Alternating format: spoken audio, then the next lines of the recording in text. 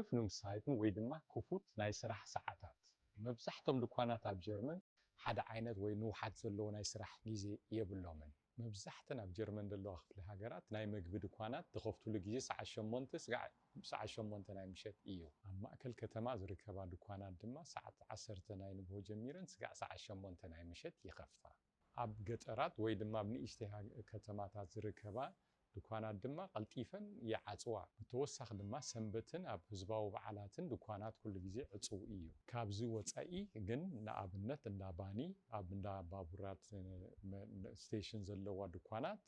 ወይ ድማ ናይ ነዳዲ ዘከፋፍላ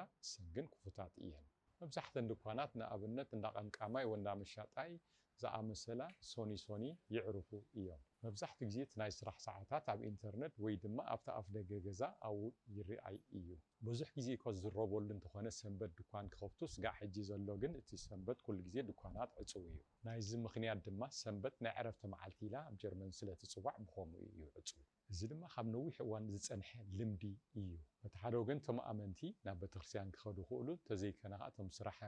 እቶም ሰራሕተኛታት ከዓ ነፍሶም ዕረፍቲ ስለዘድልዮም ብኸምኡ ተባሂሉ ከም ልሙድ ውሰድ እዩ ሰንበት ሓደ ድኳናት ግን ንኸፍታላ ንኣብነት ተረኛ ዝኾነ ፋርማቻ ናይ ነዳዲ መከፋፈሊ ከምኡ ድማ እንዳ ባኒ ሰንበት ይኸፍቱ